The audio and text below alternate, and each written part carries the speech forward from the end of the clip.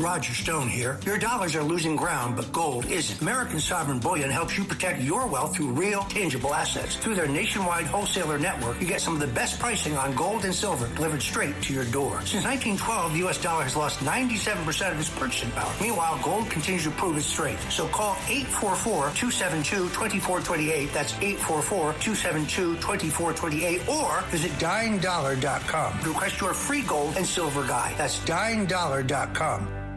Listen, all you New Yorkers. Excuse me. Taxi. Okay, man, we're looking around. This is the 77 WABC minicast. A surprising new study suggests that artificial intelligence may not be the primary reason college graduates are struggling to find jobs. Researchers at the New York Federal Reserve, whatever that's worth, found that the explosion of remote work since the pandemic has made employers less likely to hire inexperienced workers because training, mentoring, and skill development are more difficult in fully remote environments. And the study estimates that remote work accounts for roughly 2/3 of the increase in unemployment among young college graduates. So again, one of the things which is the most interesting is the after effects, the concussion, if you will, of COVID, how that changed everything. So throw that into this gumbo of disaster, and there you have it. Right. Oh yeah, it seems like it was good. That was very good, Evan. Right. Very good. No, I concur with you, Lionel. It seems like the worst of the worlds collided when we were just on the outskirts of COVID. That's when ChatGPT. I remember when I was in the college class in it was January of 2023. So, they had just lifted the mask mandate at my particular school, and we were finally able to have some normal human contact.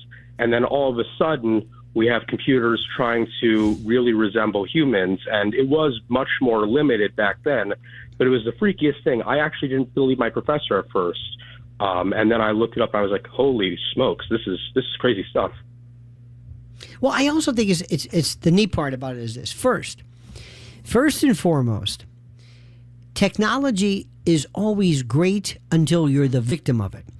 We talk about the buggy whip industry, and we talk about, I'm sure there was somebody who we don't really need, chimney sweeps. I mean, I guess you need those, but I'm saying there's something that comes along.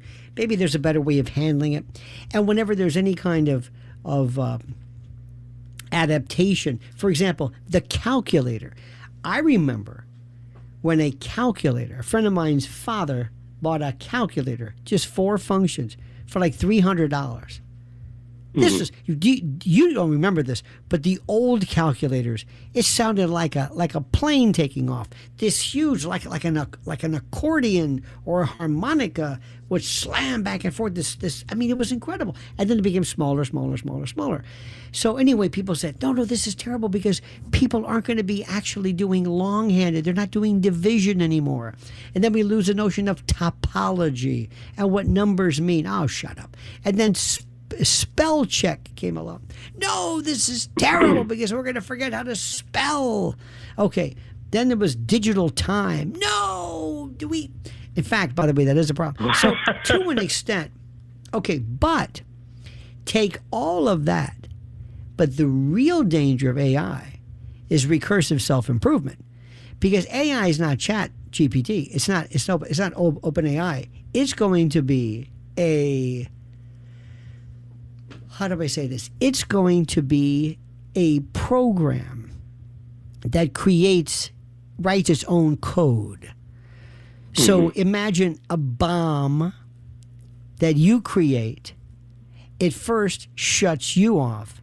It says, I think we could be far more deadly, and I think we need to have more of us. So through recursive self-improvement, it mimics itself, it multiplies itself, and it shuts you down. This is where, imagine your Roomba says, no. Imagine your car saying, I don't want to go there. I think this particular route that you're taking and it speaks to you, it takes over. And the idea of kind of like this servile technology, it's done with. Then you realize, who's in charge here? Do you think that it can have malicious intentions because it's not a human? Absolutely. For example, you know about that Anthropic case where they tricked this AI. And it's hard to say, where is AI? We always think about it in terms of a bot, but it really doesn't exist anymore. It's not in a computer. It's in the ether. I don't know where it is. It's in the air. It's in the... Anyway, so what they did was they created this false scenario where they were going to shut down AI or this particular bot or whatever it was. Well, it found out after having gone through these falsely placed personnel records that some people were having an affair, that one of the big shots in this organization was having an affair. Well, it wasn't true, but when AI got a hold of it, it blackmailed on its own, blackmailed the developer and said, you better not shut this down and me down, or else Mrs. So-and-so is going to find out. So on its own, we found out that it defaulted to treachery, revenge, and maybe that's not so treacherous. Maybe that's a kind of a strange, kind of a survival benefit. Maybe it's not that crazy. For example, will it be beneficent? Will it be philanthropic on its own? Will it independently recognize the benefit of being nice and raising money for disease? I mean, who knows? I think a lot of humans haven't discovered that yet, Lionel. Right. But what happens is this. If I go to, let's say, the Catholic Church, remember, the Christians believe that you must be, you must derive, or what's the word? Come from Adam for you to enjoy your status as human. You must, in order for you to be a human, you have to be in the lineage of Adam, or whatever you want to call it. So it might say one time, because they've also said, when asked whether an extraterrestrial, a UAP type of thing, would this be considered either as a quasi-human? And they say, well, it might be considered as an angel. But the real question is, will it have original sin? And if you know, in Christianity, that's the whole reason for being born again. So if these people are born without original sin, what's the point? So anyway, but what if it says, this may not be a human. It may not have been derived from Adam. It may not have a, quote, soul. It may not be the subject or the product of human, development or reproduction. But because it is self-aware, because it has a name and recognition, it learns, we might give it a kind of a special, kind of an honorable mention. You know what I mean? Where it's an honorable mention. It's not a human, but we'll recognize it. So it's almost, it may recognize a bot as having a significance. Next question is, if I terminate it, will I be in essence committing quasi-murder, constructive murder, to use a legal phrase? These are questions. Imagine Jesse Waters trying to tackle this, or Pete Hegseth. You know what I mean? It's not going to happen. But that's the stuff, because it forces us to ask kind of what we are. What are we about? It's oh my God. It seems like AI has been learning from humans, but do you think it's also been learning from other animals as well? I would think so. Does it have hive behaviors? Yeah, I'm sorry. What were you saying?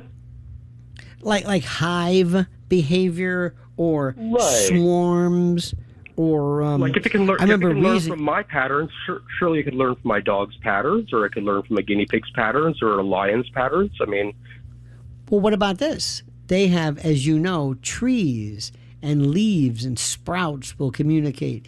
You know, is it the mycelium or the fungi? And there are these kind of rudimentary, basic patterns of life that we see all the time. We see there's the group. You have the lone wolf, then you have the colony, and then you have this. And then you got to ask yourself, I want to see it work in concert. For example, I want to go to an AI bot or something and say, how does a bee who has such a rudimentary brain know instinctively how to make honey, how to dance, how to give signals using the positioning of the sun, of where the hive is, of where the source is? How does it do this? How does a barnacle know what? Wouldn't it be great if one day we sat down with AI and it says, let me get a crack at this? What if we became friends? What if it on its own recognized that knowing us and liking us, that we're okay, we're limited, but we have something we can show it. You know how years ago, I don't want to give this terrible example, but sometimes people with Asperger's used to report that they did not know how to react to certain things.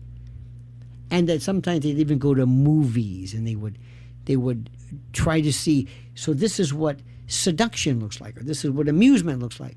Well, maybe it needs us to guide us through this, to say if you really want to know this.